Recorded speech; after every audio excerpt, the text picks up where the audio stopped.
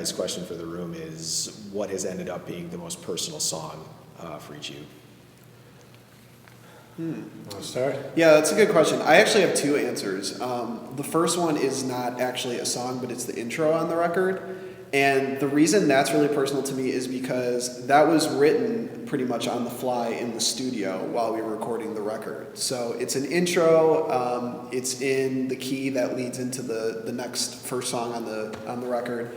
Possible I've Changed, but it's mimicking the last song on the record too. So, you know, the way that we pieced it together and we figured out what tones to work with, I love it because everyone was really in a good creative mood putting that together, and it was also on the fly and it made it onto the record. So that was really cool. And then for me personally, Not Really Good to Be King, I'm really attached to those lyrics even though I didn't write the song. And that was the first Struggs song that Brian played for me. And I feel like I got a really good thumbprint on that song, even though it wasn't one that I wrote, which is what I strove to do, and it turned out in a totally different fashion than I anticipated it. Yeah, and the exit out of that song is totally different with Jeff playing guitar, because we had played that in rehearsals for several years as a three-piece, and it's another level with a lead guitar on it. For me, I would say, and I battle between two also.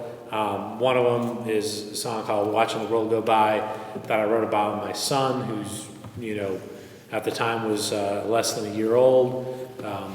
But I have always had an issue with people writing about their kids and making it so obvious that, oh, look at my cutesy wootsy kid.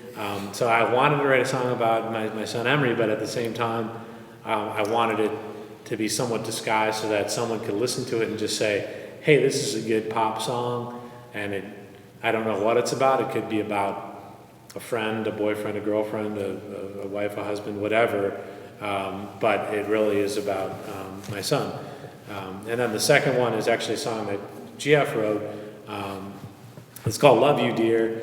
And it strikes me because when I was writing it, my wife was just across the room doing something else, and I was jotting down lyrics and singing over the recording that GF had sent.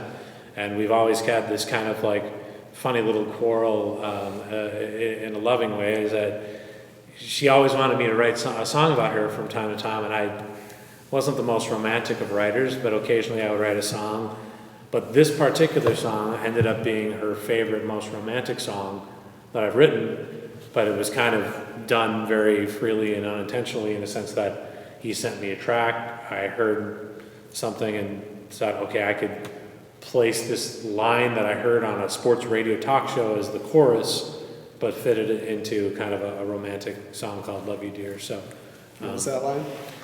No one promised us this sunset. It's better this way. And then for me, I think, not that it's personal or anything, but I just remember the moment that you came into the practice space, and I was setting up my drums or something and waiting for the rest of the band, and you were just singing a song, and it was I'll Never See You.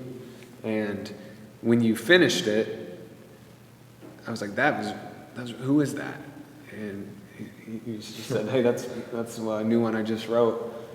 And I was blown away, and I think I said, that song, that sounds like somebody else wrote that one. And that was like a compliment to you, because it was so different from everything else you had written.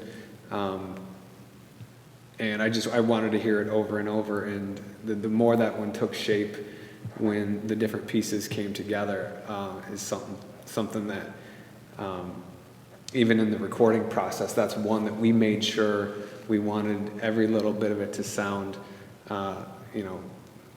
as perfect as it could, with such a well-written song. So that one to me really stands out as one of my favorites, even though it's not such a personal story.